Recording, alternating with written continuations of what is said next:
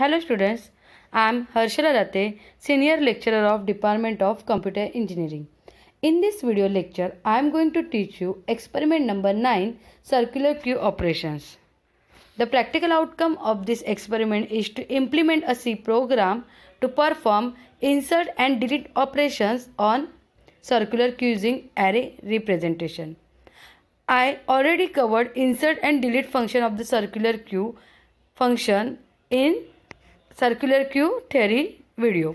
Kindly refer that video for the detailed explanation. This is the exercise of your manual. We are going to solve it in the our DSC live session. So now we will see the C program for the circular queue.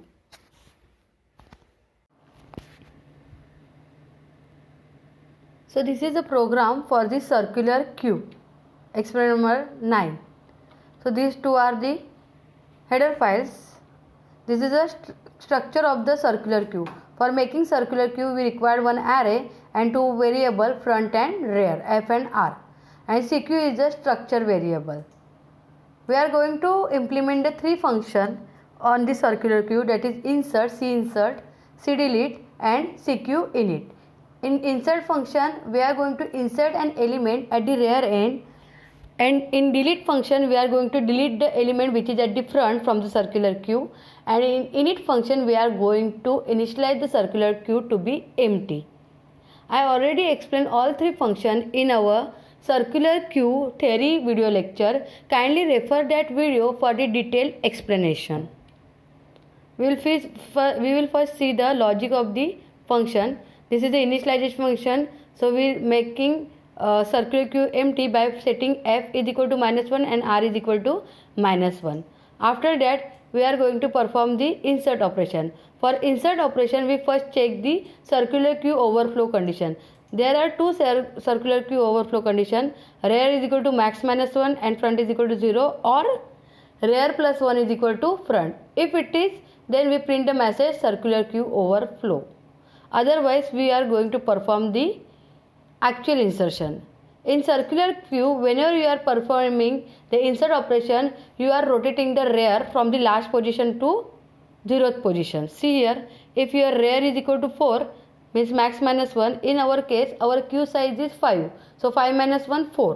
So when rear is equal to 4, we move rear to the 0th location. See, if rear is equal to 4, rear is equal to 0. Otherwise, we increment the rear by the 1. After that, we are going to perform the actual insertion. We are inserting the num at the rear position of the array of the circular queue. If we are inserting the element into the empty circular queue, then this condition will satisfy. If front is equal to -1, then we make the front is equal to 0. The next function is a delete function. In delete function, same, we are rotating the front from 0 to from max -1 to 0th location. So in delete function, we first check whether there is an underflow or not. So if front is equal to -1, then we print circular queue underflow. We can't perform the delete operation, that's why we get the return from the function. Otherwise, we are performing actual deletion. Before deleting, we are going to store the data which is going to be deleted into the one variable, that is data. So I declare here integer data.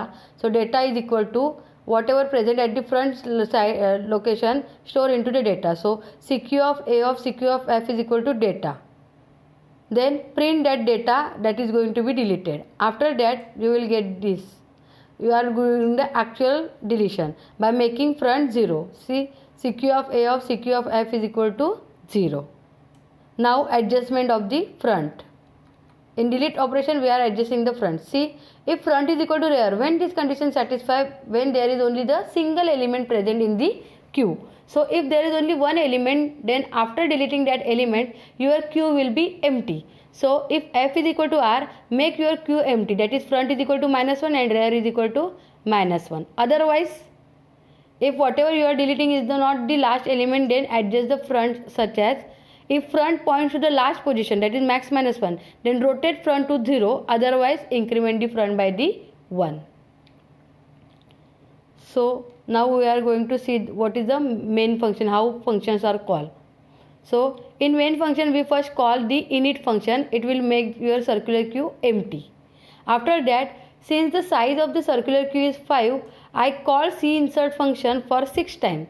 For first 5 times, all the elements get inserted into the queue. Say first 10, then 20, then 30, then 40, then 50. But when I perform this operation, you will get the output that circular queue overflow. So see here. So we get the output that circular queue overflow. First line of the output will be the circular queue overflow. We get this output at this line. After that, we are going to perform the delete operation. These 5 elements are get inserted into the circular queue.